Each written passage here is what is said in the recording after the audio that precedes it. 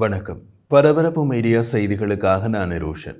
இன்று அதிகாலையில் வடகிழக்கு இஸ்ரேலில் உள்ள பெய்ட்ஷியான் பள்ளத்தாக்கில் எச்சரிக்கைகளை எழுப்பிய ஒரு விரோத ஆளற்ற விமானத்தை இடைமறித்ததாக ஐடிஎஃப் கூறியது.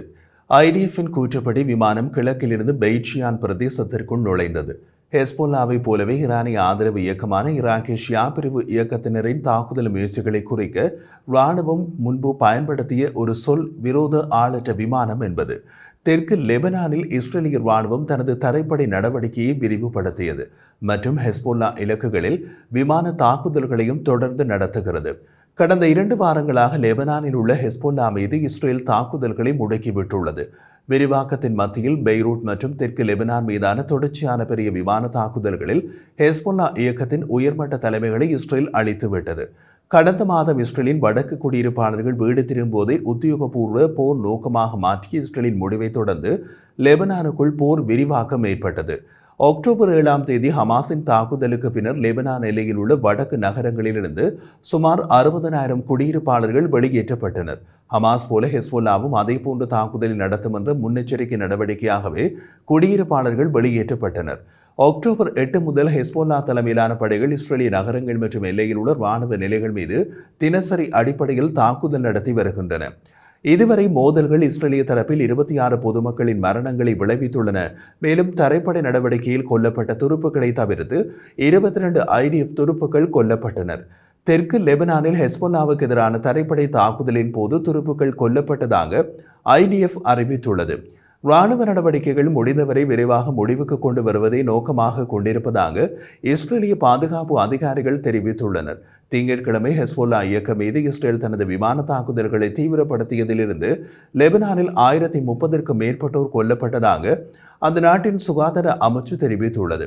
லெபனான் சுகாதார அதிகாரிகளின் கூற்றுப்படி கொல்லப்பட்டவர்களில் குறைந்தது கால் பகுதியினர் பெண்கள் மற்றும் குழந்தைகள். 2000க்கும் மேற்பட்டோர் காயமடைந்துள்ளனர். இறந்தவர்களில் ஹெஸ்போல்லா இயக்கத்தினர் பலர் இருப்பதாக இஸ்ரேல் கூறியுள்ளது. நேற்று இரவின் பிற்பகுதியில் பெய்ரூட்டின் ஒரு தனி விமான தாக்குதலில் ஹெஸ்போல்லாவின் தகவல் தொடர்பு பிரிவின் தளபதி கொல்லப்பட்டதாக ஐடிஎஃப் அறிவித்தது.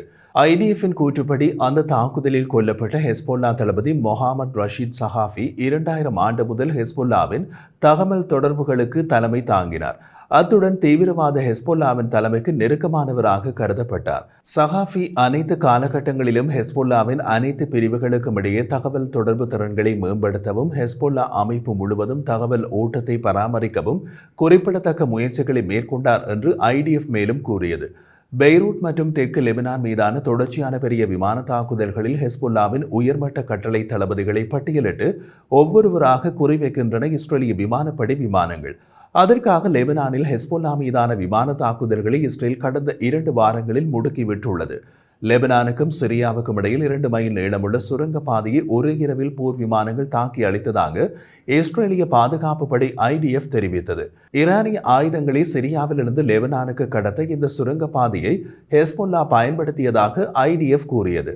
ஐடிஎஃப்பின் கூற்றுப்படி இந்த சுரங்க பாதை ஹெஸ்போல்லாவின் படைப்பிரிவு 4400 இயக்கப்பட்டது.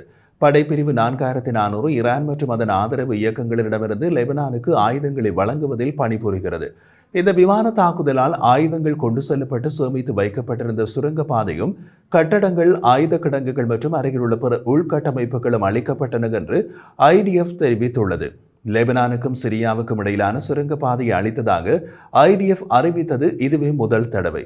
சிரியாவுடனான லெபனானின் பிரதான எல்லைக் கடவையில் உள்ள உள்கட்டமைப்பின் மீது ஒரு தனி இரவு நேர விமான தாக்குதலை நடத்தியதாகவும் ஐடிஎஃப் கூறியது.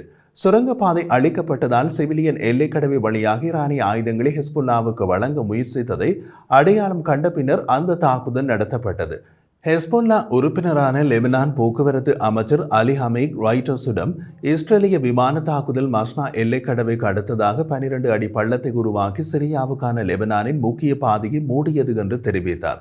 லெபனான் அரசாங்கத்தின் புள்ளி விபரத்தின்படி கடந்த 10 நாட்களில் போரின் தீவிரத்திற்கு மத்தியில் சிரியாவுக்கு தப்பிச் செல்ல சுமார் 3,10,000 பேர், பெரும்பாலும் சிரியர்கள், இந்த சாலையை பயன்படுத்தியுள்ளனர். ஈரானில் இருந்து சிரியா வழியாக ஹெஸ்போல்லாவுக்கு ஆயுதங்கள் வழங்கப்படுவதை தடுக்கும் முயற்சிகளை முடுக்கிவிட்டதாக ஐடிஎஃப் கூறியுள்ளது.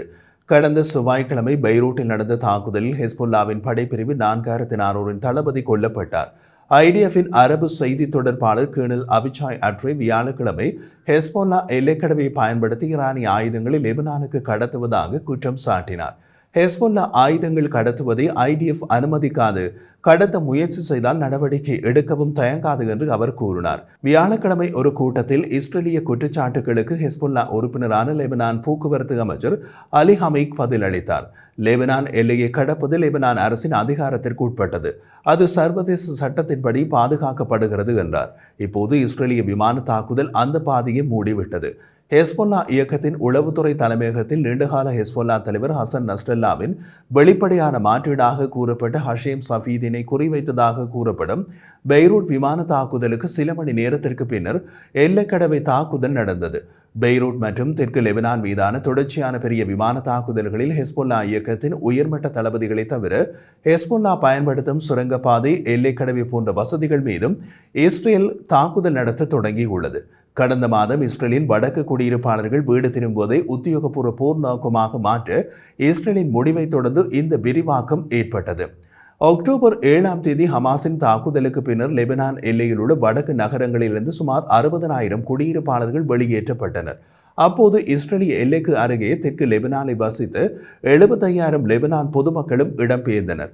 இப்போது லெபனானுக்குள் தரைப்போர் மற்றும் பெய்ரூட்டின் தெற்கு புறநகர் பகுதிகளில் விமான தாக்குதல்கள் காரணமாக 1.2 மில்லியன் லெபனான் மக்கள் இடம்பெயர்ந்துள்ளனர்.